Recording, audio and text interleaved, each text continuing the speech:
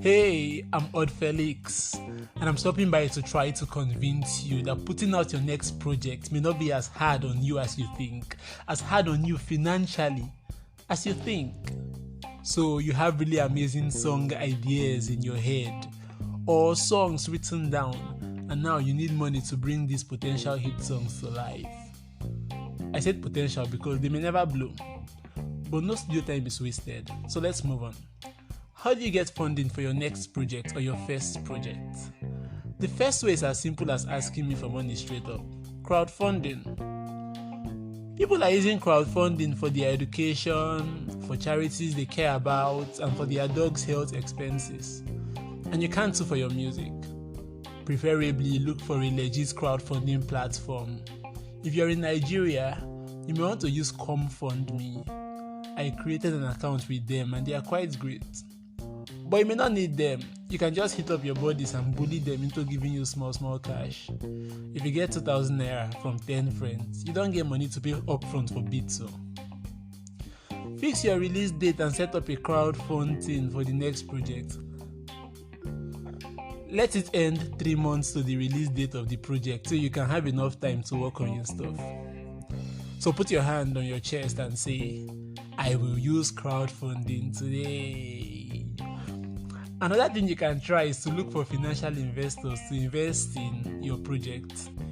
There are some cool deals you can cut for them. You can use the percentage thing where they get a share of the revenue made from the project for a period of time or for life.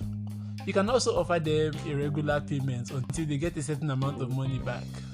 You know music is a business, right? And that investing in your album is investing in a project of your brand, right? So make a proper deal like you're making a business deal. Say something like, I need 100,000 naira for my next project.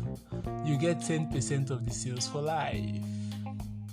This may sound like you'll be ripped off, but is any price too high to get your next project out? Or you can say, I need you to give me 100,000 for my next project. When the project is out, you get back 10,000 monthly for the next 1 year. That's a 20% interest. And if you can't pay them at the end of the month, don't say Odd Felix sent you. Another way is by entering into collaboration with other artists. I'm talking producers, songwriters, and other artists you may need. Most of the money you need to put out your next project will be spent paying these guys, right? So why not make them investors in your project? Let them invest their skill and time in your project and own a part of it. So many of these guys wish they can own a share of music by artists they work with and for, so they can get passive income from them. Trust me, there are a good number of them that will jump on it. There are different reasons you can be turned down though. One could be that they don't believe in your work enough. Some big producers have the influence to help your work get out and go big, so they could just help you blow small while they earn some cool cash from their share. But a small producer who doesn't believe in your potential may not accept the offer. There should be some other reasons I can't think of now, but if a producer or an artist you want to feature or a songwriter turns you down, you simply go on to the next. I'm sure you'll get one soon. Random tip, make sure you make these offers with confidence, like you believe in yourself. If you don't believe in yourself, I did not send you work. Getting your music out and making money from it is very hard work. If you're not ready to put in work, don't promise your investor what you can't offer, or else they will deal with you and you won't be here to listen to my podcast again. The safer thing to do is offer a percentage, because in that case, if you make nothing, you won't be in debt. But it will be wickedness to not put in work so the artists that dedicated their time and skill can earn something good. It would be evil even approaching them when you know you won't put in work. Now, I'm not saying you shouldn't take risks and that you should only do things when you're sure of positive results.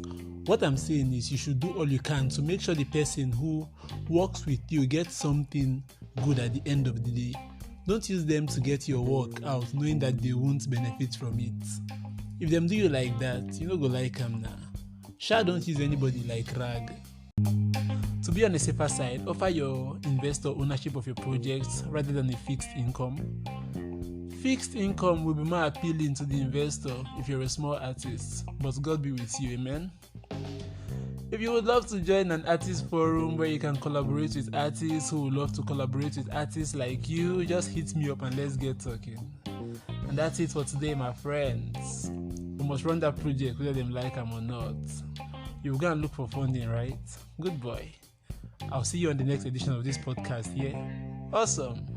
Now you can go on with composing those wonderful songs for your next project. You know my name. I'm Odd Felix. And do I love you? Yes.